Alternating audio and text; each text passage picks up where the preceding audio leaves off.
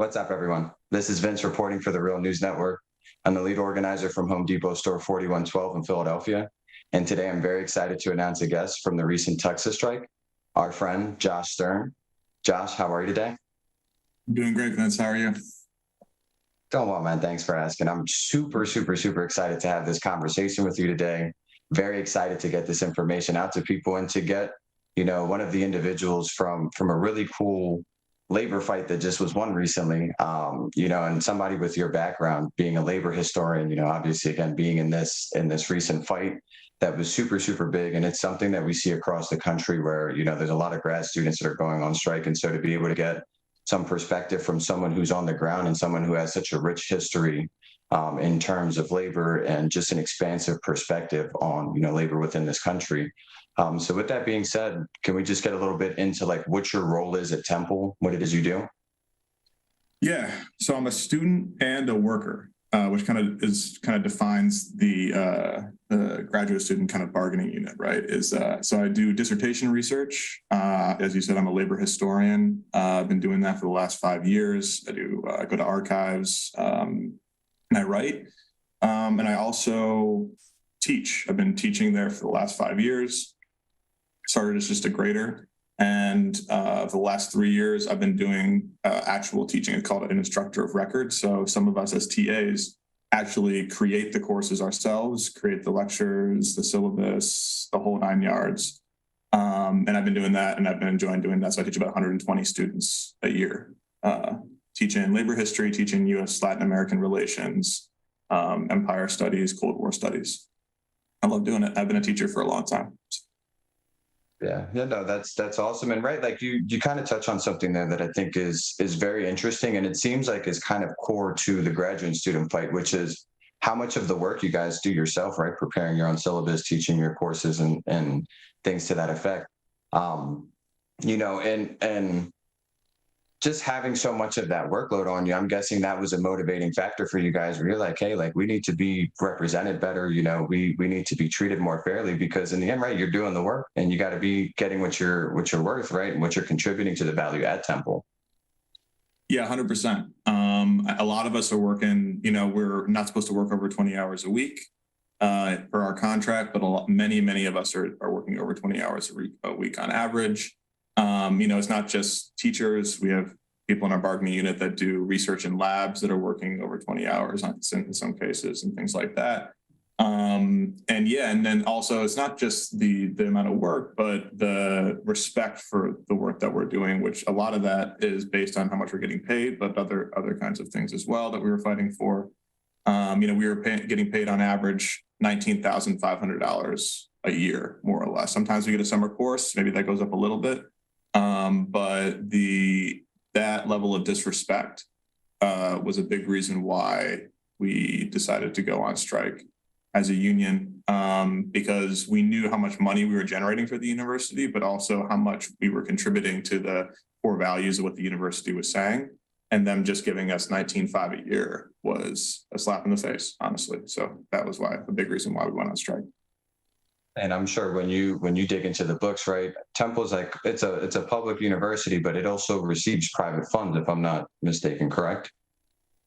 Yeah, so they get about 15 to 18% of their revenues from the state. It's called state appropriations. So they're a state-related university.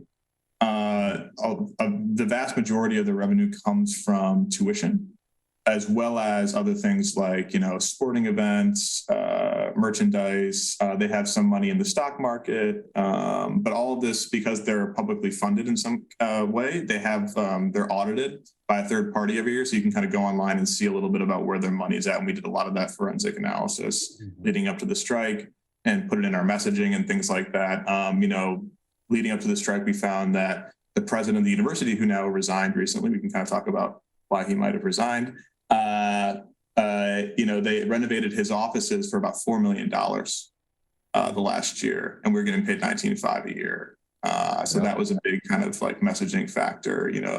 They want to build a football stadium. The coach of the football team gets paid, $2 million a year. This kind of stuff. So, they cry poverty, and I do think that the state should be, giving more money to universities and things like that.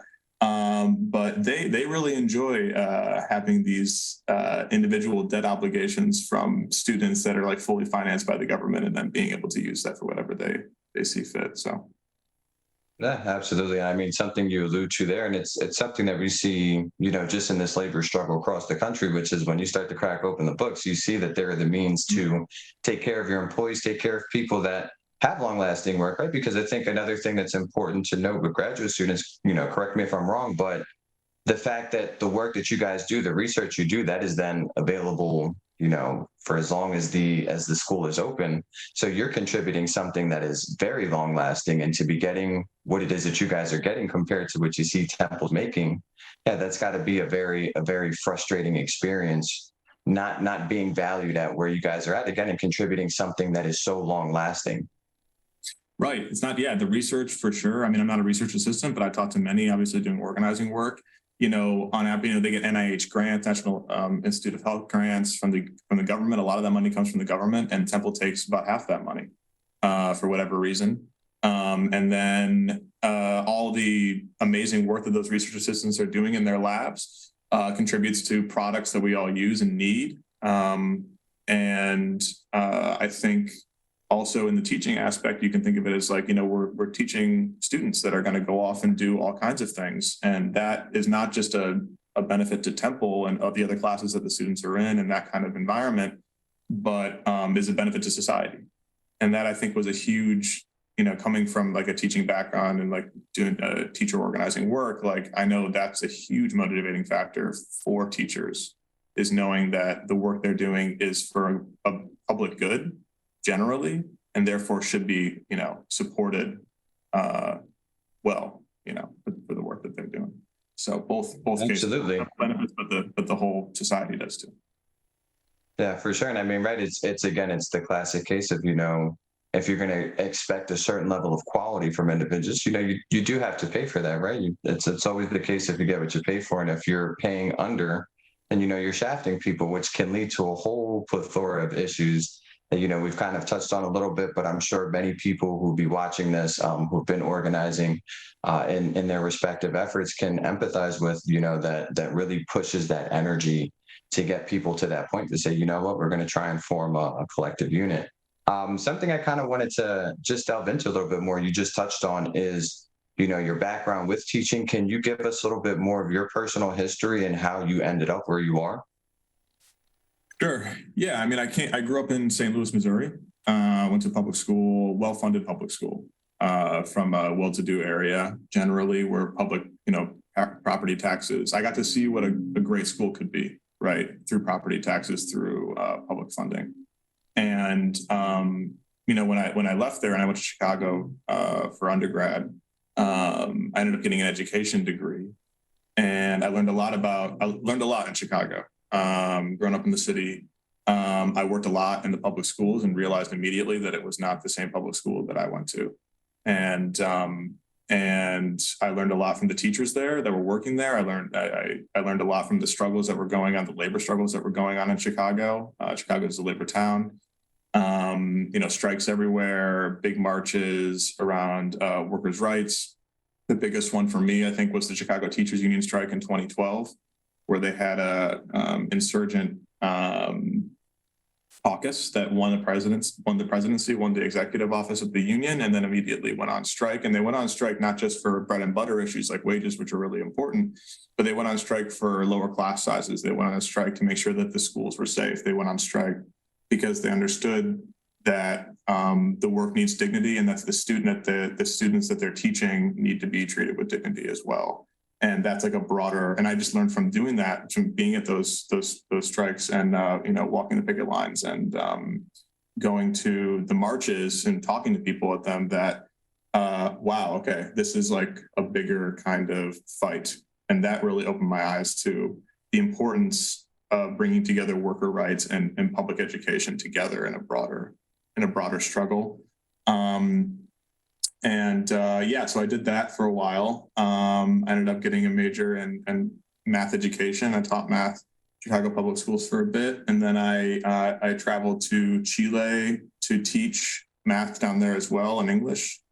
And that experience was also pretty eye-opening in terms of talking to people about the different kind of politics, and I kind of expanded my ideological and kind of political lens around the history of Chile specifically, and got involved in really wanting to study history. I did in undergrad for a minor in it, but learning about Salvador Allende and the rise of his coalition government in the 1970s, and everyone kind of still talking about that, and then the dictatorship that happened after, and being able to hear about that really also opened my eyes to the possibilities that we have in the United States compared to other countries. Other countries, you go on the streets, you get shot, right? Sometimes, or there's a dictatorship for 17 years if you fight for your rights. So it really put into perspective it's still tough out here for sure, but the level of kind of political violence that can happen when you try to transform society, and what the stakes were, that really put that into perspective for me. And not that we shouldn't be doing that, but that we need to be prepared, and we need to be very calculated about when we do organize and fight, because there are real consequences to that. So that really kind of shaped my view of what the struggle was really going to be long term, to really fight for these things. Because in other countries, they really tried to do that. And if you make, and there can be a backlash, right? So that was always in my mind in terms of organizing later, was that there's always a chance of the employer or whoever you're fighting against fighting back hard, and if you want to make sure that you survive that fight, you got to make sure you're really well organized and people are ready to do that fight. And I think that contributed a lot to my organizing work at Temple with grad students. Yeah, for sure. That's amazing, right? And something I kind of just want to point out to people. Look, take it from Josh. Like he studied math. He's got experience. This guy knows. So when you talk about the importance of organizing, right, there's a lot of weight that goes behind that, and a lot of perspective that goes behind it, and that's something that's so important within this labor struggle. And it's just absolutely fascinating, right, to see and to be able to speak to someone who has that wide breadth of knowledge and experience in organizing and understanding how to take that to the forefront of their fight. And so can I ask then, can you think of maybe a particular time where within your fight you reflected on those experiences, and maybe where you felt things were a little bit difficult, but then you kind of remember, right, the difficulties that you just talked about, living in a country that has a dictatorship, the dangers that come with, organizing and in an environment like that, just being like, yeah, this is really difficult, but at the same time, it could always be worse. Yeah, I think for sure there was a few times. One of the big kind of reason I got involved and organized at Temple, which again, I also want to say too, all these experiences helped me with kind of putting my ideological and political and kind of perspective on what I was doing, but I hadn't really done hardcore organizing work day to day until I went to Temple, and I learned a lot from the organizers that were already doing that at Temple. There was a great group of people that kind of started pushing for the union before I kind of jumped in, but I jumped in around COVID, and the reason I did was because Temple was one of the only, I think the only university in Philadelphia. There were other universities doing this, so it wasn't just Temple, but in Philadelphia, that kind of forced people back to work and students back to campus in the fall of 2020 before vaccines.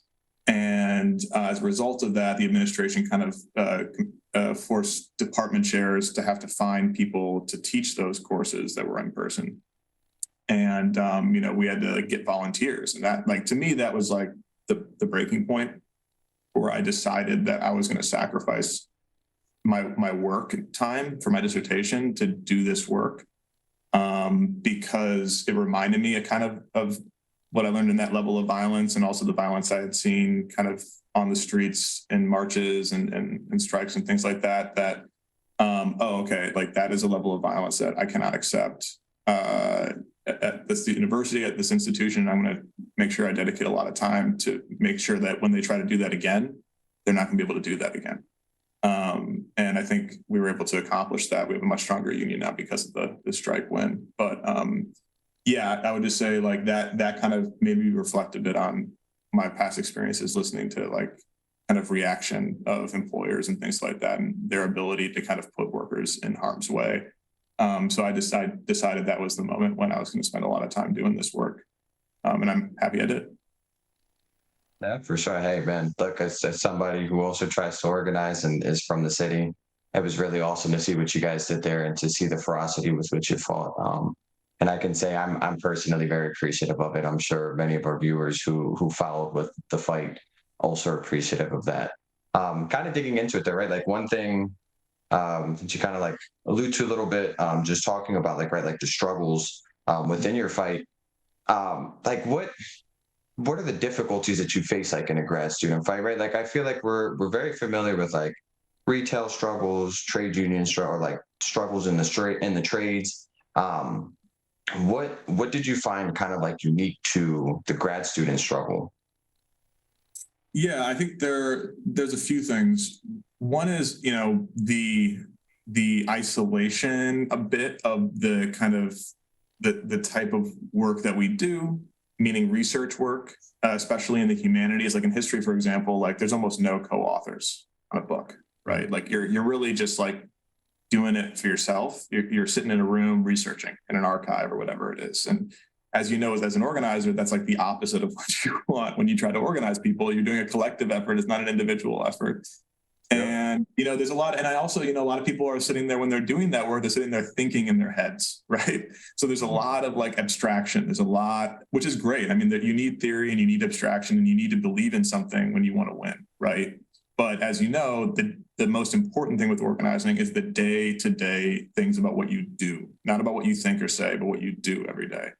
And there were a lot of people that were definitely willing to do that work, but others that had to be convinced, right, that, to, like I said, to sacrifice a little bit with what your dissertation is, which is why you came here, right, to this university ultimately, to fight for this thing that's a collective struggle for something that, and it's actually kind of beautiful, for something that, there's a lot of, like, I'm a fifth year, right? Like this contract we won is going to be 4 years.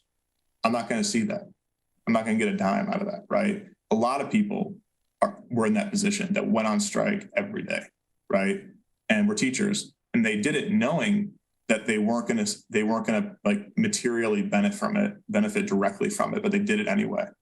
And that was something that kind of symbolizes the transformation that people felt in this struggle, and that we were able to feel when they went to the negotiation sessions, the open negotiation session, and heard the other side demean us and not care about their coworkers, and like saying that you don't deserve more than 5 days parental leave, right? Even if they didn't have kids, they knew someone in their department that needed that, right? So just that experience, that is a unique thing, I think, to grad school, is the abstraction and thinking and trying to step out of that and just start doing something collectively was a struggle in some ways, right?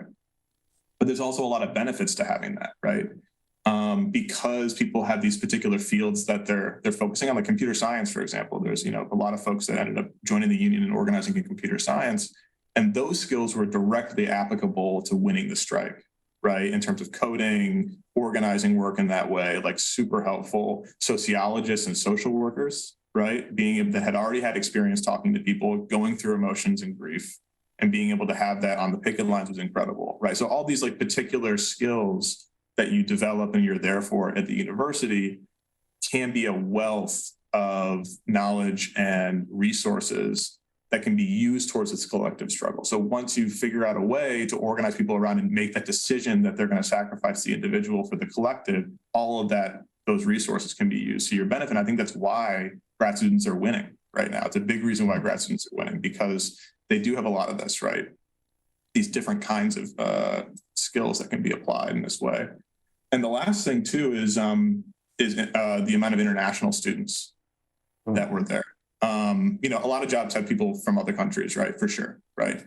But with the international students specifically, a lot of them ended up having a lot of experience that they would bring to the meetings about their experiences in their home countries in organizing, in student organizing. You go to a lot of other countries like France or India, right, or Bangladesh or whatever, or Southeast Asia. And in those countries, like student strikes are very common, much more common than here, and in particular ways, and with like much larger institutions, right? So a lot of organizers had that experience already doing student organizing where they came from in their undergrad and were comfortable doing that. Now, for them, they're in a particularly risky situation because they're on a visa, right?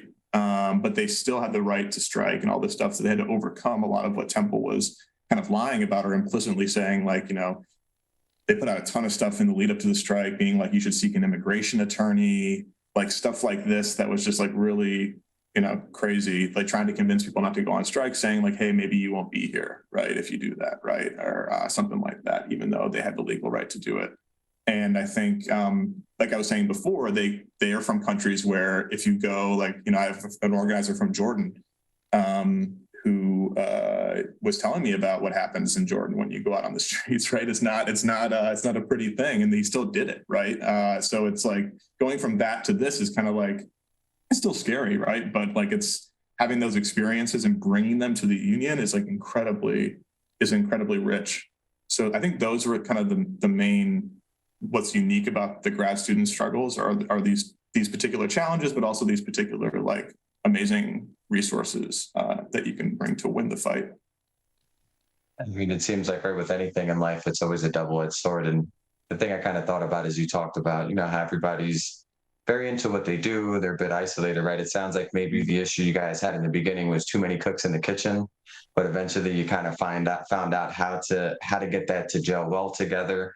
And right, it seems like where it can be a struggle, it's also very useful in the sense that there has to be that balance of like these like ethereal concepts of what labor organizing is about, right? And being able to take these things conceptually and then overcoming the barriers that you guys face being grad students and that isolation, and basically just taking it and saying, okay, well, let's take this knowledge that we have, let's now distill it and get to the day-to-day work, to that groundwork. And what it also sounds like with the international students is there's also just like this source of like motivation because you see these direct examples of courage, right? And that's, I mean, a major staple. You can speak to that is very, very important within an organizing effort, because in the end of the day, like, you guys are all individual grad students trying to collectivize, but you're taking on a very powerful university.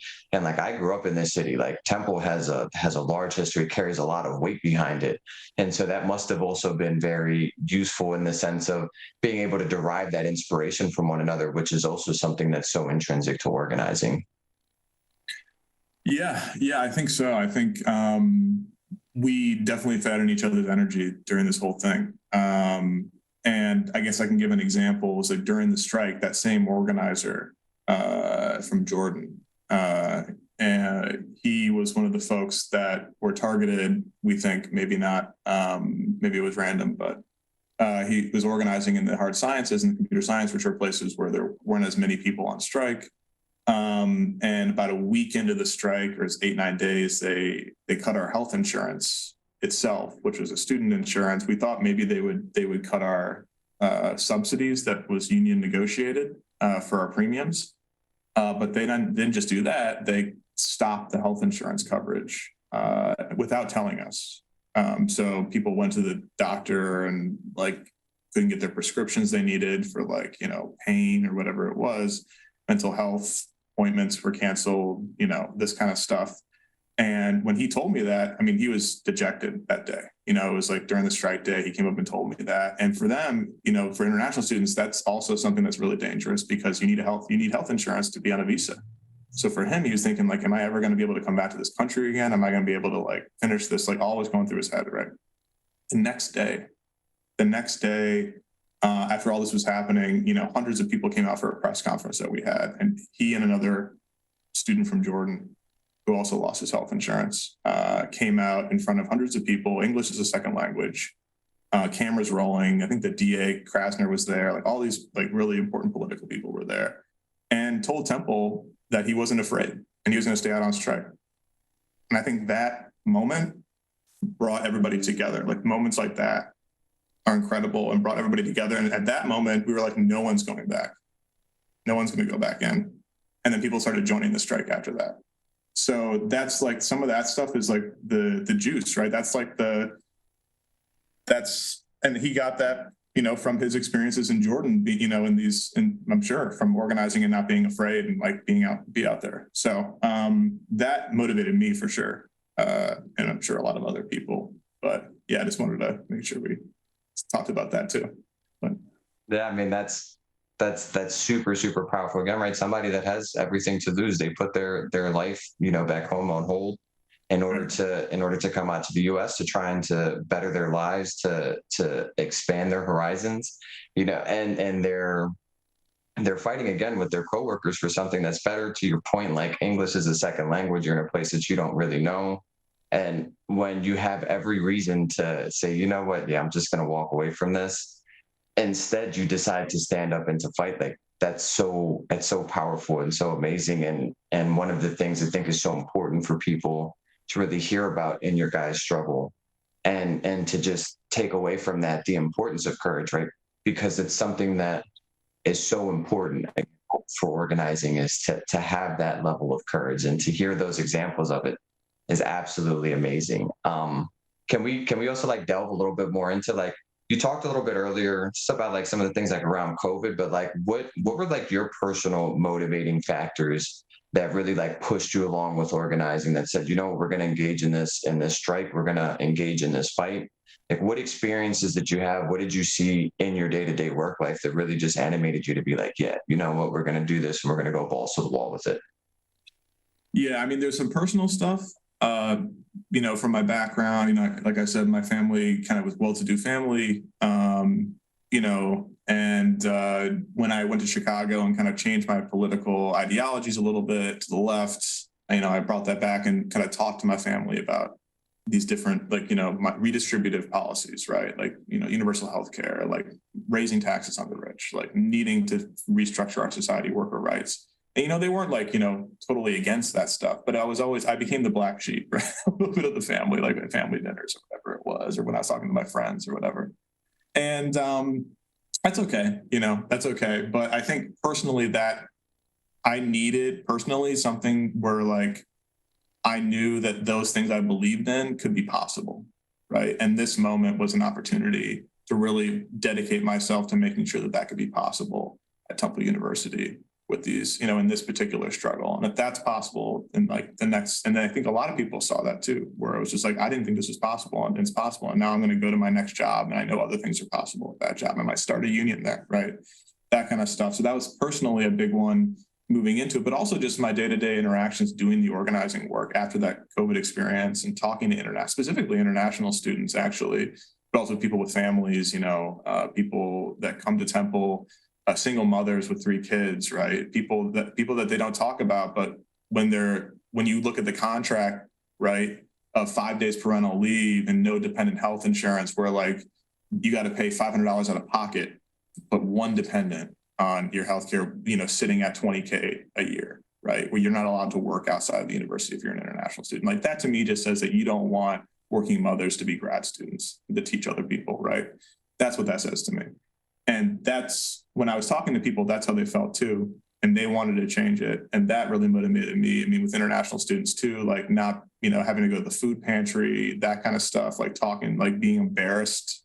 I remember talking to one international student who was like embarrassed to go to the food pantry, and I always looked over her shoulder to make sure her students wouldn't see her, right, when she did that. So that kind of stuff just, motivated me even more to make sure that we fought and won. Even for folks that at the end of the day didn't choose to strike, because they were so scared, right? There were a lot of folks that could have struck, and unfortunately they didn't. Maybe would have won more, but there were a lot of folks that didn't strike because they were really scared and they didn't have, this kind of thing. And like, I think now that we won this, they're now feeling much more comfortable and more protected, being able to do that for the next time or join the union. So I think it was a combination of both my personal kind of like experiences and wanting this to be won, and trying to do everything I possibly can to win it, to make my belief in the left and worker rights and worker strength to be a reality, but also just the day-to-day speaking to people. And that really made me decide, I could be doing this other thing, but I'm going to do this now, today. And that's how you win. Yeah, I mean, one thing I think that's very like interesting, like as you kind of talk about your background and the trajectory that you've kind of gone on getting into labor organizing, is you just seem like a person who's kind of walked in 2 worlds, right? To your point, saying that you came from a more well-to-do area, and so you saw what was possible, And then you went into places like Chicago, you went to places like Chile, to your point that you were just making, talking to different students or different graduate students who were having various struggles. You get to really see both sides of the spectrum and really find that balance. And it's something that's so powerful and hopefully resonates with people in the sense that, right, you're fighting to try and make something possible. You're trying to fight and make that ideal possible. And that's what it's about, is you don't know going into these fights how it's going to look on the other side. But in the end, you're guided by what you feel is right. You're motivated by the people around you and the struggles around you, and trying to advance that cause, because ultimately we are a society that needs each other. We can try and have the, singular approach, right, to even what you stated in the grad student struggle, where everybody's kind of off in their own corners doing their own thing. But in the end, you ultimately need to come together, because if not, it's very difficult to overcome various obstacles in life that are presented by the system that we have in place. And that's just, it's so commendable and so admirable that, again, you want to fight to try and make something better, to say, hey, I know that the odds are insurmountable. Like, I personally love Star Wars, and so it makes me think of that line from Han Solo, like, never tell me the odds, right? And in the end, you can make the impossible possible. And that's awesome. How does it feel, like, just going through that fight, having gone through what you guys went through? I'm sure that there were, clearly you talked about some very high highs. I'm sure that there were also some very low lows, as you were saying, people getting their healthcare covered. Like, how are you feeling now post fight, achieving the win that you guys achieved? It feels incredible, honestly. I mean, it wasn't exactly, for some reason I felt like it was going to be like someone was going to come out of like the negotiation table with like a big piece of paper. We all are going to like cry or whatever. And it wasn't, or it was going to be like a terrible like situation where I was just, like where we lost. And it was just like this, and it was something, in between that. And I think, but so it was like a very strange feeling of doing that work for like years, right. And culminating in this contract, and feeling proud of it. And I mean, I have to say, like, for those of you who are going to go on strike, and because you have such a high emotional state when you're on strike, like it's like, you're on a high, right? That after the strike, you're going back into that employer-employee relationship again, which is like not always the best. And you're going back to work. Like, there's a freedom in being on strike. I mean, it's a very dangerous thing, obviously. Like, this should be a last resort, right? You shouldn't have to go on strike to get the things that we're trying to get, right? But the act of doing it and it is like a really freeing thing. You get to focus just on this disruption and like finding a way to fight together to win. And that's really, really incredible feeling. And then like right after, it's like, that's not happening. So you kind of like go on this low, and I was, feeling a little sad, actually, not about the contract, but just like not doing that and kind of going back to, but now I'm feeling good. Now I'm like getting back into research and all that different stuff. But I felt it was incredible. We celebrated together as a union. And it was incredible just to kind of take that long view back of where we came from. We had like, what was it, like the last contract in 2018 when I first came to Temple. I wasn't super involved in the union. I signed the card or whatever, but I wasn't super involved. I think we had like maybe 15% membership density or 20%, meaning like 1 out of 5 people paid dues that could in the bargaining unit. By the beginning of the strike, organizers, many organizers worked really, really hard those years to get that membership density up to about 65% in just 3 years. So like tripling that number or quadrupling that number. And then going through that strike and having pretty much no one leave the strike, right? No one went back, and people joined the strike during it, right? And like overcoming all of these hurdles, the health insurance cut, I didn't mention that they added tuition back onto our accounts, which in like, it's kind of a unique thing with like grad work, but like essentially grad students can't pay for tuition. So they work and they get a tuition remission off. And even if you don't have a union, it's pretty common in other universities, almost anywhere, right? And that allows you to kind of work and study. They were like, no, now that you're on strike, you're going to have thousands and thousands of dollars put onto your account, which could theoretically mean that you won't be able to register for classes, which means your dissertation's over, right? Effectively. So that was the first time any university had done that and cut the health insurance, right? So we were in unprecedented territory. It was a huge mistake on their part because that brought national attention to the strike.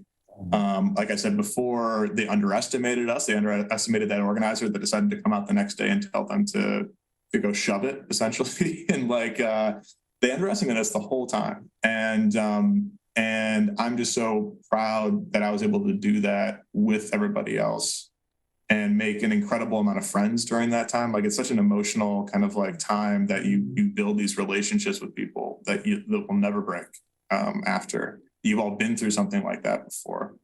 And I'm so happy that we're going to have a strong union moving forward. That was like one of the biggest wins, is that now this union is going to be here and it's going to get stronger, and we're going to win an even better contract next time and build on what we already won. And we set out to make sure that we got, dependent health insurance on the board, which we did, increases of parental leave, which we did, all the things we were fighting for to make sure that families could be whole and be grad students, international students could be whole and be grad students and live here and not live in fear. And that people could have enough to live. And that teachers, like, a big one for me is that, I had to work other jobs to make up for the money. I can't live on $20K, right? So that means I'm not focusing on my teaching, which I love to do. So students want too, right? Students want a better education during this as well. So all those things came together at the end, and it was kind of hard to process, honestly. For sure. I mean, it's such a major fight, right? I guess you could maybe for some of the viewers out there, they can relate in terms of like a post-show sadness or something that's just so powerful. It's such a powerful experience, and then once it's all over, you're like, okay, like, what now? Like, what do we do now? And again, like, your guys' fight was it was super, super awesome to watch, and a really like big like learning experience too, and like how to come together and how to engage in that battle of attrition and to continue to fight. And I mean, hey, you guys should be super, super proud that you have written an amazing chapter in the labor history of this country, something that will forever be talked about, as long as we talk about labor within this country. And I thank you for the example that you guys set. And hopefully people watching this can learn something from what you've had to say today. So with that being said, as we close out, is there anything you'd like to shout out, anything you'd like to plug? Is there a way that we can keep up with you and keep up with what's going on at TUGSA? Just anything you'd like to plug in? Sure. I would say at Temple right now, there's still a fight going on. The president resigned, which is awesome. And now, because there's a no confidence vote that was being put out, that's going to be voted on starting next week by the Professors Union, TAUP, and two other people are on that. The Board of Trustees chair, Mitchell Morgan, who is like he went to Temple, their business school, right? He's, I think, kind of got overlooked a little bit in this strike, and then the president got a lot of flack. But that's still a fight to make sure that he resigns, because his leadership has led to a lot of these problems at the university. It's led to the corporate kind of transformation of the university. Is at the forefront of that, right? In terms of education, corporatizing education.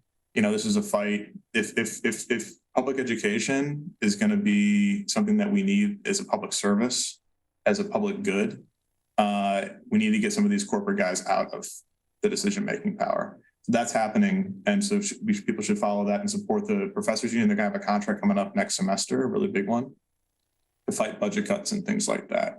The university said, we're going to pay for the increases in wages to grad students by raising tuition, right? So I know undergrads came out strong for us. They had a 2,000 person walkout, did a huge walkout on Broad Street. They're going to keep fighting for tuition freezes, things like this, right? That's really, really important. Rutgers had a strike authorization vote. It's a huge AFT union across 3 campuses, and they have a wall-to-wall situation. So that's a really, really important fight for them to win. And then finally, shout out to Brandon Johnson in Chicago, won the mayoral race in Chicago as the Chicago Teacher Union organizer. We have a teacher organizer as the mayor of Chicago. And that, those of you who follow Chicago politics, Karen Lewis, who was the former president of the Chicago Teachers Union, who was the president during that strike that I was talking about, who won that election, she was going to win against Rahm Emanuel, who was like the opposite of her, right? Right? This kind of corporate Democrat guy.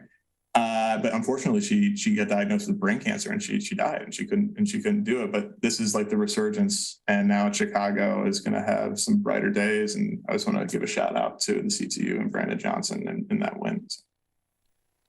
Oh yeah, that's amazing. Well, my friend, thank you so much for your time. Thank you for enlightening us to your struggle, and just teaching us a little bit about how you guys found a way to overcome that struggle and get the win that you did.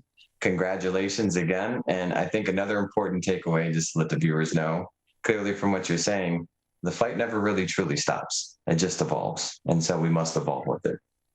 Thanks to you, Vince, and all you do.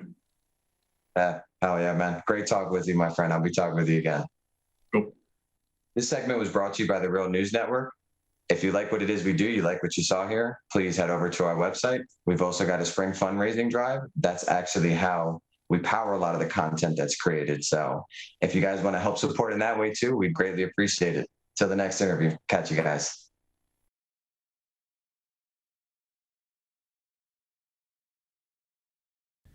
Thank you so much for watching the Real News Network, where we lift up the voices, stories, and struggles that you care about most.